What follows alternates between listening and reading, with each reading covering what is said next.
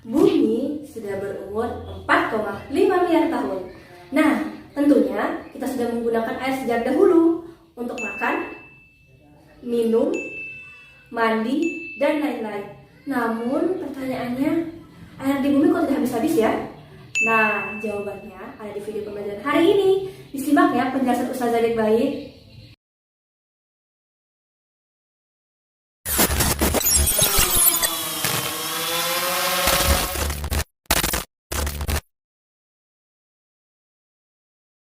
Assalamualaikum. Salam selamat dan sejahtera. Saling mendoakan di antara kita. Jawablah waalaikumsalam. Are you ready, kids? Yes, we are. Selamat pagi, selamat siang, selamat sore, selamat malam para generasi pintar. Apa kabar anak-anak hari ini? Tetap semangat, alhamdulillah, Allahu Akbar. Hari ini kita akan belajar tentang siklus air. Ini KD-nya.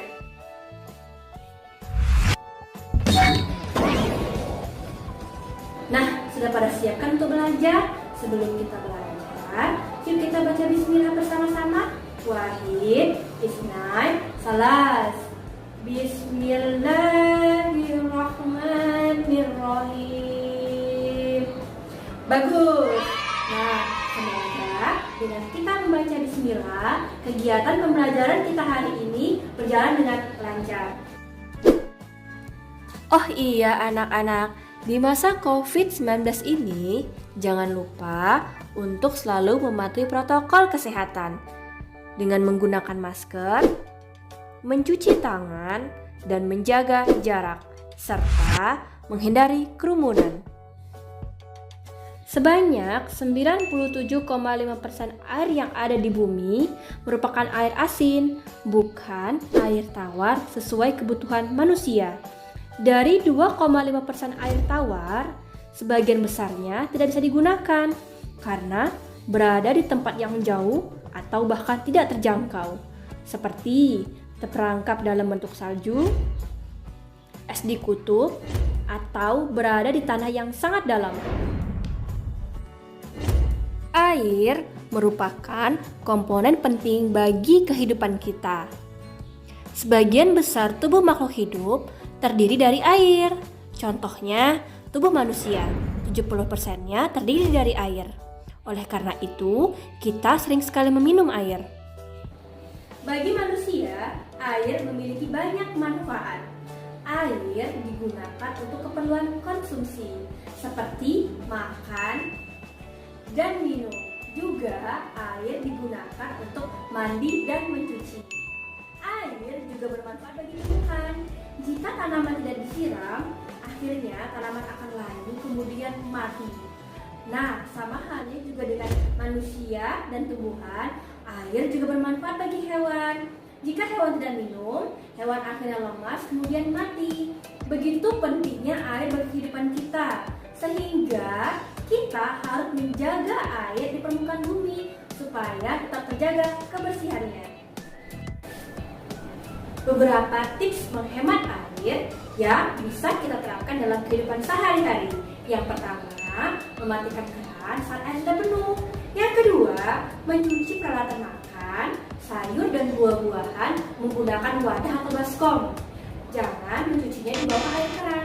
Yang ketiga, kita menampung air hujan yang bisa kita gunakan untuk menyiram tanaman, menyiram halaman rumah ataupun teras.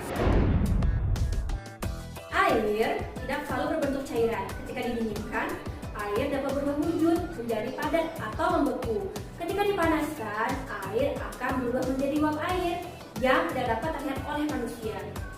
Begitu juga di alam. Air dapat berbentuk cairan seperti air yang mengalir di sungai ataupun air yang mengalir di bawah tanah, dan bisa berbentuk padat seperti terdapat pada salju atau di kutub es. Juga bisa berbentuk seperti uap air jika terkena sinar matahari.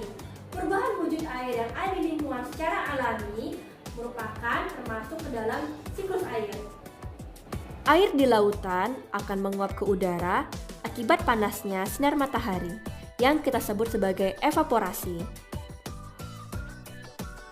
Uap air tersebut akan membentuk awan di udara. Saat awan tersebut dipenuhi oleh molekul air akan turun kembali ke daratan dalam bentuk air hujan yang kita sebut dengan proses presipitasi.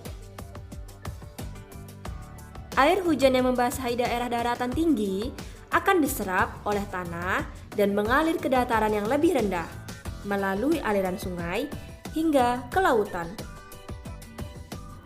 Air yang berada di dalam tanah diserap oleh tumbuhan, lalu menguap lagi disebut dengan transpirasi.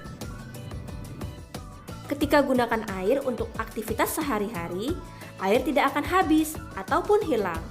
Air akan memasuki siklus-siklus air. Nah, itu tadi merupakan penjelasan tentang siklus air.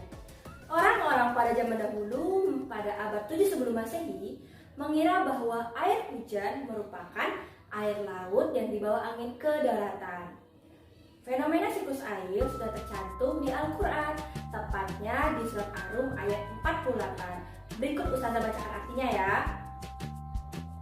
Allah lah yang mengirimkan angin, lalu angin itu menggerakkan awan dan Allah membentangkannya di langit menurut yang Dia kehendaki dan menjadikannya bergumpal-gumpal. Lalu engkau lihat hujan yang keluar dari celah-celahnya. Maka apabila Allah menurunkannya kepada hamba-hamba yang dikehendakinya, tiba-tiba mereka bergembira. Maha benar Allah dengan segala firman-Nya.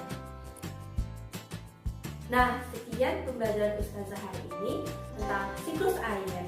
Apakah Ananda ada pertanyaan? Nah, jika Ananda ada pertanyaan, Ananda boleh komen di kolom komentar. Boleh juga japri ke Ustazah atau di WhatsApp group. Nanti Ustazah akan jawab dengan sepenuh hati. Yuk kita tutup dengan doa penutup majelis bersama-sama.